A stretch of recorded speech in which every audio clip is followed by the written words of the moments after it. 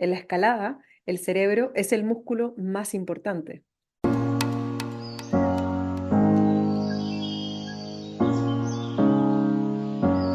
Soy Carolina Fernández y esto es Montaña para Todos.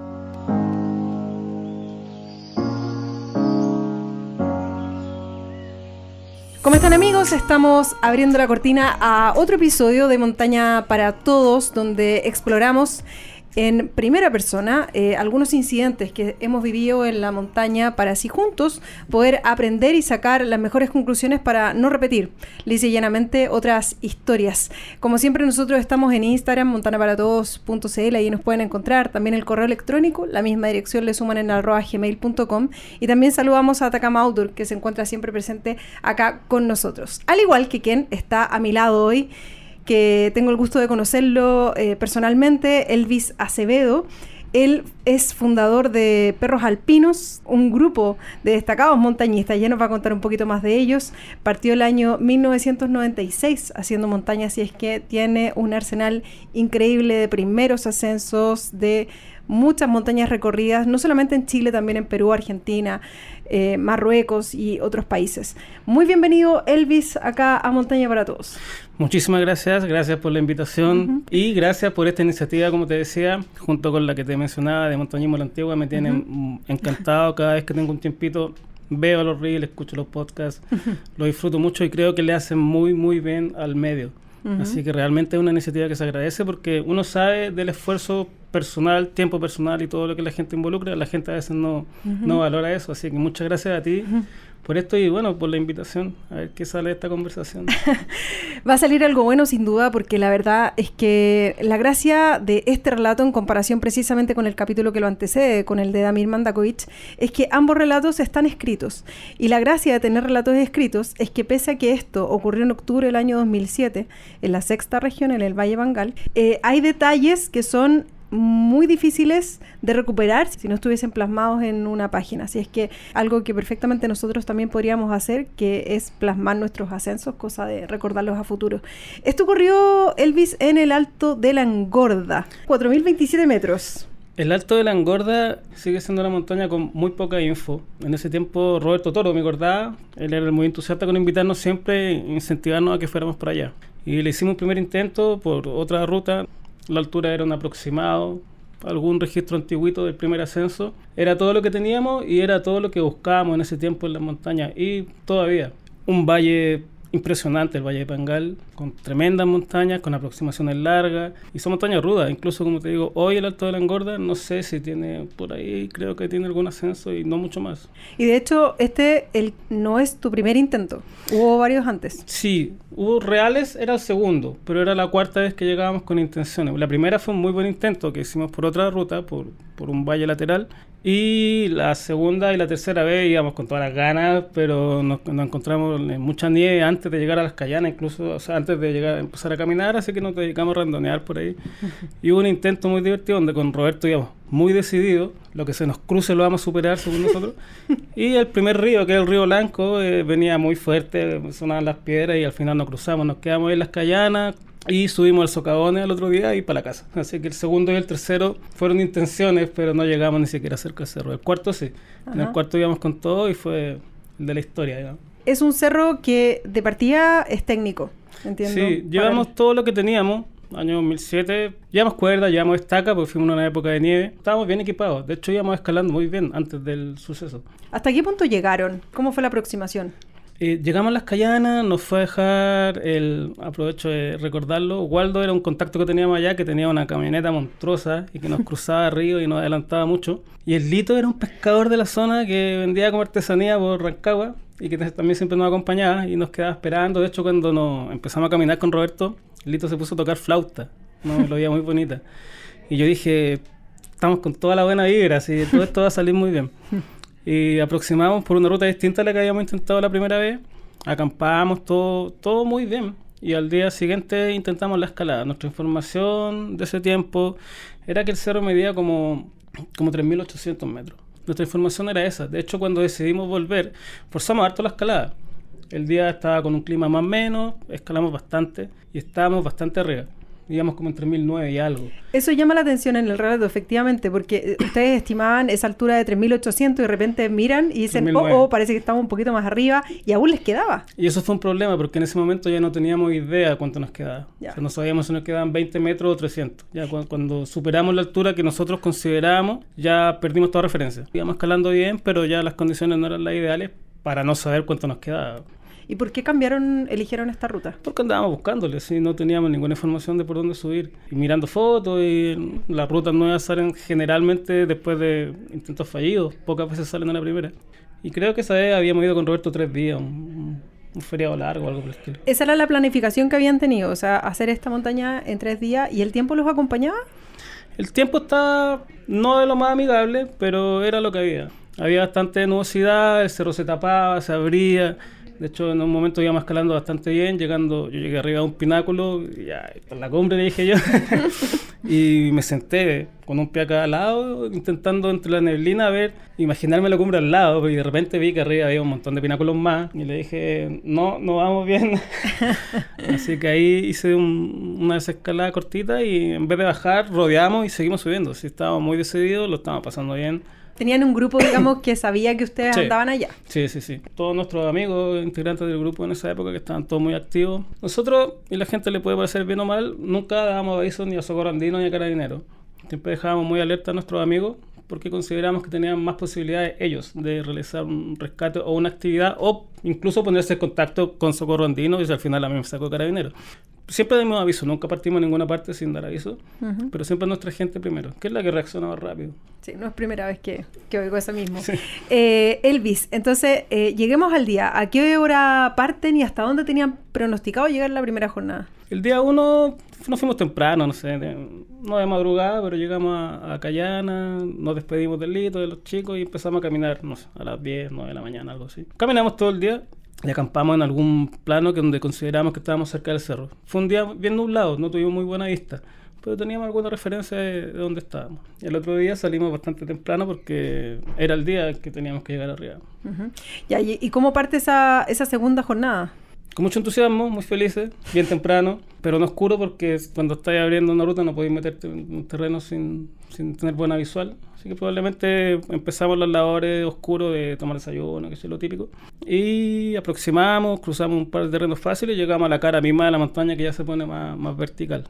Escalamos harto, escalamos bien, íbamos muy bien. El día siempre estuvo medio inestable, eso siempre fue un problema por la visual hacia arriba. Y es un cerro laberíntico, un cerro complejo. No es una ladera. Era un ambiente maravilloso de montaña para escalar. ¿A qué le gusta escalar? Y nosotros íbamos felices. Y estábamos escalando muy bien. Veníamos muy bien. Veníamos muy fuerte. Era un buen año el 2007. Así que veníamos con mucha confianza y todo. El grupo de nosotros, Roberto es muy fuerte físicamente. Muy fuerte físicamente. Y yo siempre he sido menos fuerte, pero un poquito más técnico. Entonces siempre hubo muy buen complemento con él. Con Juan Carlos era lo mismo. ¿Se complementan? Sí, nos complementamos. Ajá. Lo pasamos bien. Ya, tú hablas de ese momento, entonces, estaban escalando y llegas a un pináculo donde piensas que hay una cumbre cerca y resulta que no. Y superamos unas chimeneas cortitas, bien angostas, me acuerdo. Unos acarreos bien resbalosos, y por ahí en algún punto Roberto ve, eso ya probablemente un par de horas después del pináculo. Ahí es cuando Roberto ve la altura y me dice, oye, aquí pasa algo. Pero fue eso, realmente le dije, no tenemos idea cuánto falta. Puede que la cumbre esté aquí al lado, nos pueden faltar 200 metros de escalada que no los vamos a sacar, ni aunque nos quedemos acá mañana tampoco. Así que ahí fue cuando tomamos la decisión y dijimos, ya, estábamos muy entusiasmados con esa montaña, entonces fue bien doloroso, pero no le dimos más vueltas tampoco, si no somos fanáticos. Y ahí empezamos a bajar triste. ¿Y a qué hora era esto aproximadamente? Entre 5 y 6 de la tarde probablemente. Alcanzamos a bajar algunos sectores más o menos complejos con luz y ya llegó la noche en algún punto. Nos llegó la noche, yo creo que en el segundo rappel. Los golpea la noche, y eso también resulta importante porque hay algunos detalles de las linternas, digamos, que terminan también incidiendo en el momento en cuestión al que vamos a llegar. ¿Ustedes estaban haciendo la misma ruta de descenso? Sí, no, íbamos bajando por donde mismo. Quizá un poco más directo, pero básicamente no por la misma huella, porque en el sector del accidente ya fue por roca. Pero en la nieve íbamos siguiendo nuestras propias huellas, los destrepes bajábamos por donde habíamos subido. Y estábamos más o menos cerca del nevero fácil, que le decíamos nosotros, que era un nevero que nos había llevado a donde empezaba lo más difícil. De hecho, estábamos al lado cuando hicimos 2 rapeles, si no me equivoco, que es donde después sucede todo Yo ya había llegado al nevero, fácil.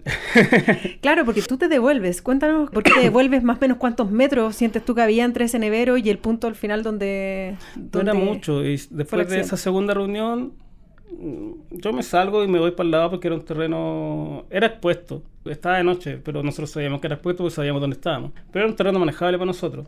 Otras personas pueden decir que no fue necesario. Era nuestra forma de escalar en el momento, lo que nosotros llamamos riesgo asumido, ¿no? Sí.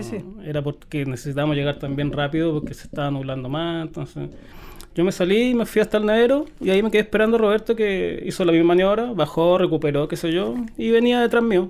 Que fue cuando él me pide ayuda, me dice, algo se le enredó, este chascón, siento con el pelo largo, se le enredó la cuerda, la linterna, no sé. Y ahí me pide que vuelva, pues yo que estaba tranquilito, me devolví. Como estaba plumillando, era una zona rocosa, con nieve recién caída. Básicamente pisé una piedra muy lisa, que estaba tapada por la nieve, porque si no, no lo habría pisado, estábamos con crampones. La pisé y sería, ni una posibilidad de reaccionar. Uno cree que tiene maniobras de autodetención que uno, claro. No. Además que caí por roca, ni siquiera los pioles me hubiesen servido de nada. Me devolví, debo haber dado 2 o 3 pasos en dirección a Roberto y pisé esta roca, y cuando iba a dar el siguiente paso, sentí un resbalón y ya 2 segundos debo haber ido 3 metros abajo. Entonces no... Muy rápido. Ni una posibilidad de nada. ¿Roberto te alcanza a ver? Sí, él me vio caer y él tenía que pasar por donde mismo. Entonces yo caí derecho, por suerte.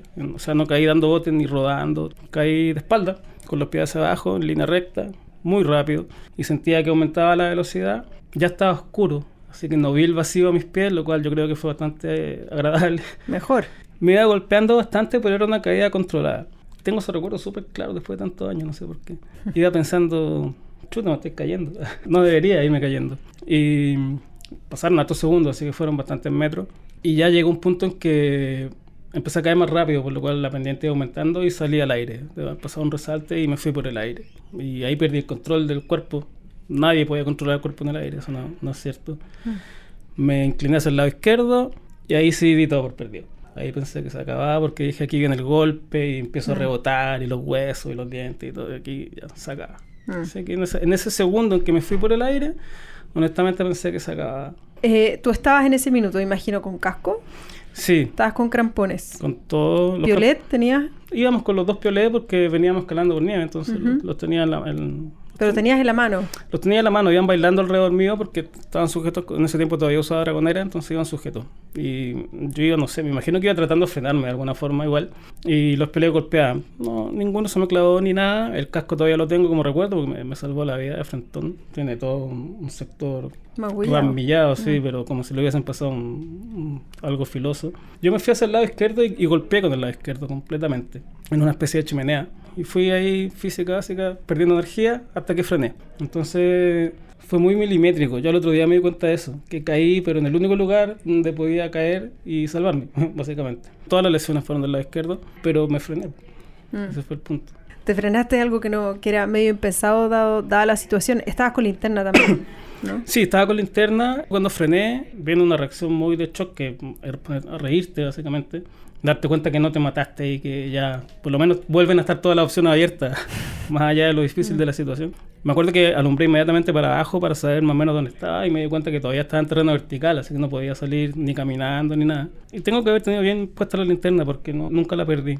Me golpeé fuerte, reboté mucho, frené y me dediqué un poco a moverme a ver si tenía lesiones. Estaba muy helado, así que me dolía todo. Pero me di cuenta que no tenía nada roto, o yo asumí que no tenía nada roto por el dolor. Tenía mucho de 15 probablemente, pero no tenía ningún hueso afuera, a ver si tenía alguna hemorragia. Me ausculté unos minutos y me di cuenta de dónde estaba. Está complicado. De aquí no salgo solo por el momento, y en ese minuto, no sé cuánto tiempo pasó, me acordé de Roberto. Y dije, Roberto me tiene que haber visto y se tiene que haber asustado. Y me imaginé que lo iba a ver pasar, así. Estuve mucho tiempo pensando, lo voy a ver pasar, caer, y más que mi propio accidente, fue muy desagradable ese momento pensando que Roberto se iba a caer y lo iba a sentir los golpes, imagínate.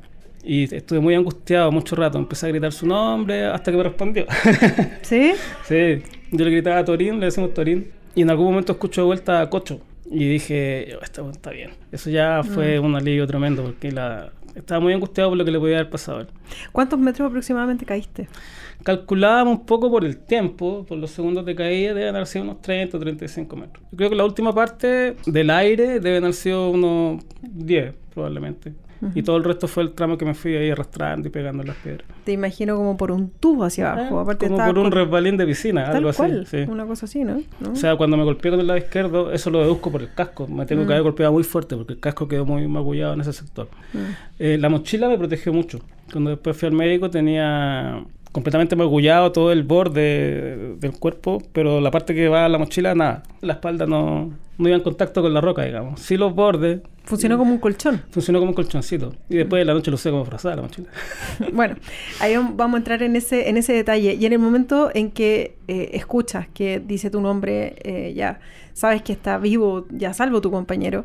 ¿Dónde estaba Roberto en ese minuto? ¿Había logrado llegar a ese planchón de nieve? Sí, Roberto hizo la misma maniobra que yo. Él sabía que era el nevero feliz, digamos. Con su aventura propia, esa está en el relato, porque son historias personales súper potentes. Logra llegar, después de todo un susto, y comenzar a bajar.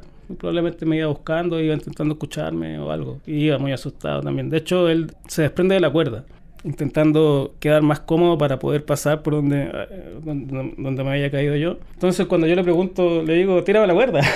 Claro. Porque yo vi el haz de su luz. Okay. No lo vi directamente a él. Lograba más o menos discernir por dónde estaba. Y lo escuchaba bastante claro. Y él llegó a un punto donde no podía seguir bajando porque ya se ponía vertical. Entonces, ahí nos comunicamos un rato. Y claro, yo le digo, no, estoy bien, tírame la cuerda. Y él me dice, es que no la tengo.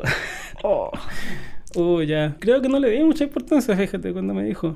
Intenté salir en ese minuto porque dije, si Roberto está por ahí, no debe ser mucho lo que me falta como para llegar a donde está él, pero no pude. Entre el dolor y yo creo que mal susto. Estaba muy hiperactivo, no estaba con miedo, en ese momento estaba como acomodándome, así tratando de ver dónde poner un seguro, qué sé yo. Como la adrenalina. Sí, está full. Son muchas sensaciones, muy rápido todo, en todo momento. Pero a pesar de eso no pude volver a trepar porque dije, me vuelvo a reparar aquí y aquí ya no aguanto 2 veces. Nadie tiene tanta suerte. Así que hice un pequeño intento y le dije que no podía salir. Le dije que bajara. Dije que bajara, que fuera a pedir ayuda, qué sé yo. Y él me decía que no quería bajar porque me iba a morir de frío. Pero si estáis tú ahí, nos vamos a morir de frío los dos, da lo mismo. Fue una conversación muy, muy intensa.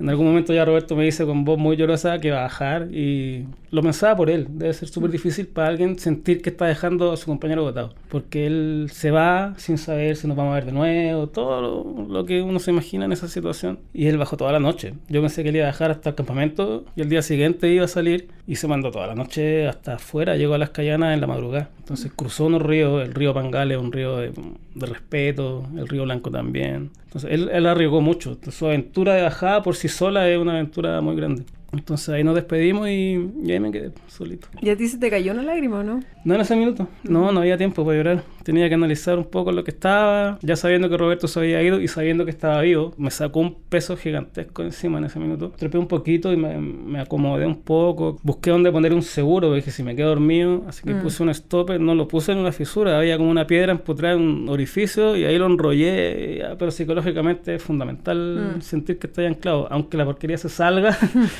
De hecho, al día siguiente fue un tema. Me acomodé y empecé a ver lo que me quedaba. Me quedaba muy poca agua, Durando Guasil, y lo abrí súper entusiasmado y estaba congelado. Dije, me voy a aguantar. Mañana con el sol se van a derretir y mañana me los como. Así que los guardé. Me iba a haber comido alguna barrita que me quedaba y me tomé un poquito de jugo. Y me acomodé porque dije, aquí tengo que esperar luz. Yo no puedo hacer nada ni por mi cuenta y mi plan no era esperar la ayuda. Era al día siguiente ver qué podía hacer yo y si eventualmente estaba en un terreno muy complicado, bueno, me iba a tener que quedar esperando ayuda, pero la idea era siempre intentar moverme por mí mismo, porque me di cuenta de la oscuridad que estaba en un terreno complicado, que cualquier intento de rescate iba a ser bastante difícil ahí. Estaba bien equipado de ropa, así que el frío era algo que iba a poder aguantar. Habíamos hecho vida un montón de veces en condiciones muy malas, así que... ¿Qué temperatura calculas que había? Bueno, en una de tantas pestañitas que me pegué en la noche, plumilló y desperté blanco, tapado. Así que básicamente la rutina nocturna fue... Bueno, me saqué la mochila, la colgué al stopper y la usé un poco de frazada. Y era quedarme dormido y despertar tiritando. Un rato intenté mirar el cielo, ver la ubicación de las estrellas y ver si lograba discernir cuánto tiempo había pasado. No me resultó nunca. Y estaba bajo cero, básicamente. Soportable, no fue un gran sufrimiento. De hecho, pasé una buena noche, pensé mucho, obviamente. Y mi rutina se fue en eso. No tenía reloj, yo nunca, generalmente no uso. Hasta que al horizonte vi un poquito cuando empieza a amanecer y dije, wow. Pasé.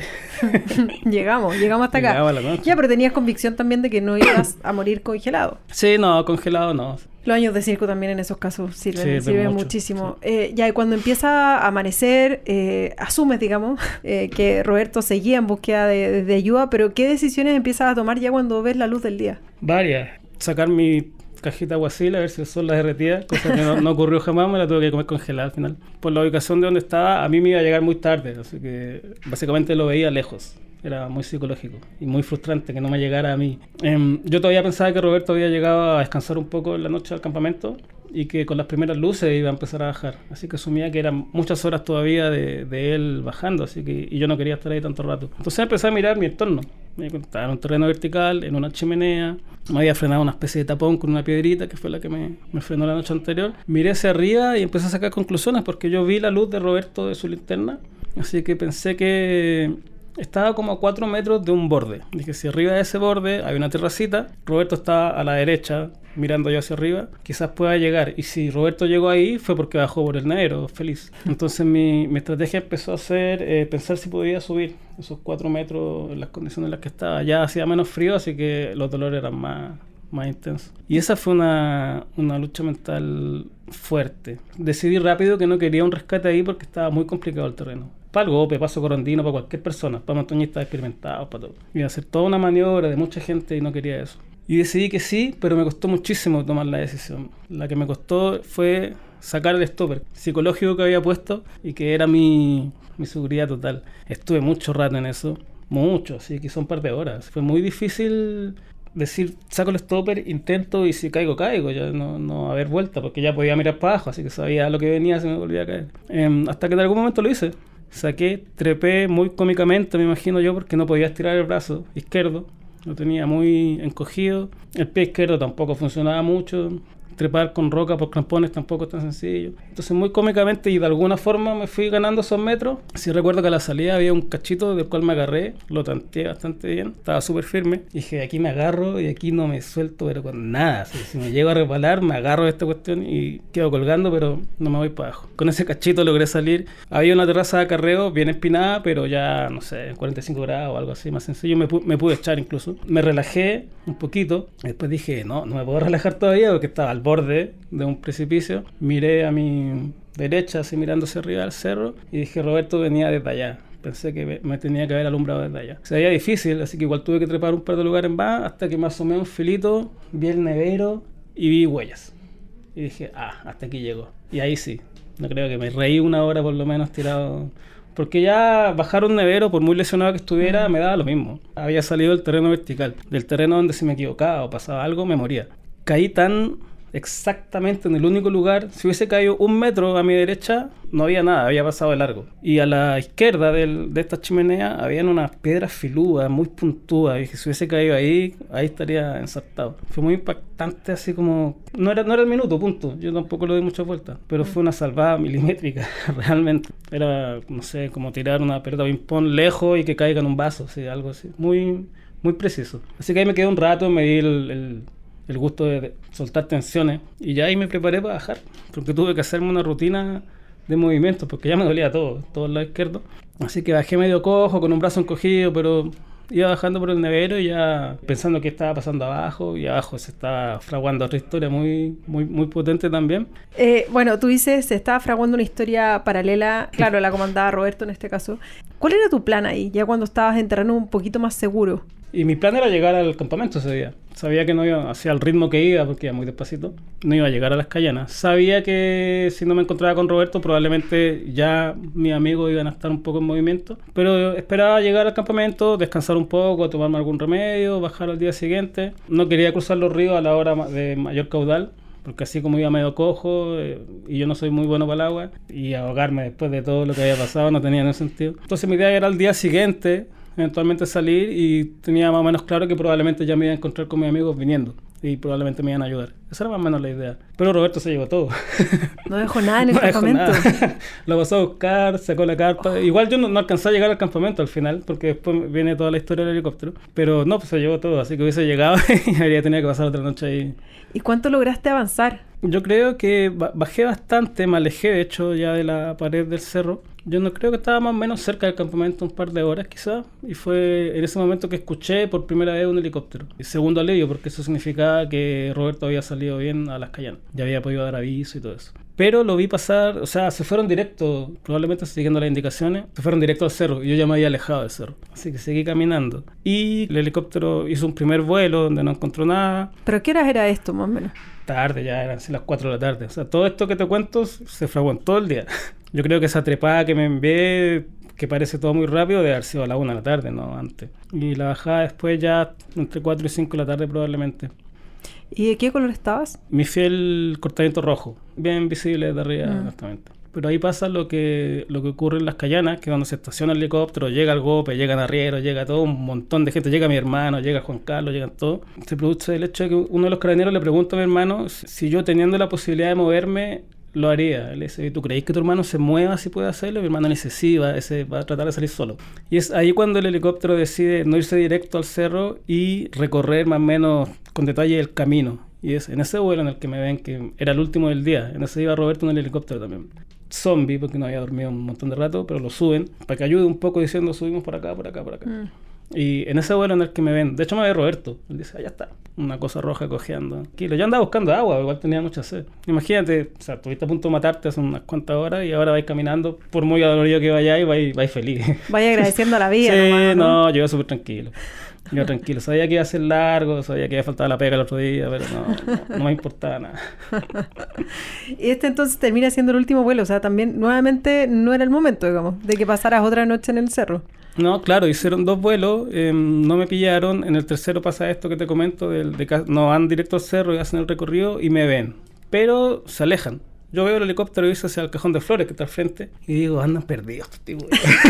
Digo, me ando buscando en otro cajón. Entonces, ¿pero y tú hacías alguna seña cuando veías el helicóptero? O sea, las 2 primeras veces, la primera vez incluso creo que lo escuché más que verlo, la segunda lo vi pasar, no a un nivel que como que dije, no me van a ver. Y la tercera lo vi pasar más o menos igual y después hacer un giro e irse muy lejos. Y claro, yo no soy experto en helicóptero, los helicópteros sí, para poder aterrizar enfocan un punto y tienen que girar alrededor por la densidad del aire. Entonces, claro, lo que estaban haciendo ellos era eso, hacer círculos muy amplios, así hasta llegar a mi posición. Pero en ese momento yo los vi alejarse y dije, ya, tengo que seguir caminando, ya, ¿qué más da? Los perdí de vista y aparecieron, fue muy de película porque pusaron solo la rueda delantera. Yo iba en una ladera ya bastante empinada igual, o sea, no tanto, pero por un helicóptero sí. Y aparecen así de frente y se bajan los carabineros. Es increíble que mientras dependes de ti mismo, te aguantas el dolor, lo que sea, pero cuando ves la ayuda cercana te viene un relajo. Cuando vi que había gente a unos cuantos metros que me venía a ayudar, dije, ya, bueno, esto es acá y me empezó a doler todo. No lograba impulsarme y de repente sentí que alguien me agarraba y me tiraba para adentro y que era Roberto. Y me dio un abrazo. Y ahí te quebraste, ¿no? Me imagino. No. ¿No soltaste todavía la emoción? No, todavía. ¿No? Mucha adrenalina, yo creo, y yo no soy muy de llorar. Roberto estaba un poquito más compungido, pero que su historia fue muy tensa también porque él tuvo que llamar a mi hermano y comentarle lo que había pasado y él se sentía muy culpable. De haberte dejado solo. Sí, y de todo. Entonces, equiparo mi historia a la de él, porque la gente me pregunta a mí cómo fui yo el que se cayó, pero siempre pienso que su papel fue demasiado importante. Roberto llama a mi hermano los contactó todos y todos volaron. Algo que uno agradece mucho en tener amigos así. Sí, gente tan comprometida. Te suben al helicóptero, ya soltaste la tensión, digamos, te empieza a doler todo y ahí me imagino que parten ya a un centro médico, ¿no? Como para aterrizamos en Las Cayanas, perdón. Pude ver a mi hermano y a Juan Carlos que estaba saltando por ahí, el Lito y el Waldo, y de ahí, claro, me llevan al hospital de Rancagua. Me dieron el pie, me preguntaron algunas cosas, me dieron algún calmante porque igual me dolía todo mucho. Hasta que llegaron los chicos y nos encontramos ahí en Rancagua. Y este accidente, yo sé que cada persona es distinta y a todos nos golpean las cosas de manera diferente. ¿A ti este accidente provocó algún quiebre en tu historia del montañismo, en cómo ves la actividad, en los riesgos que tomas? Nada.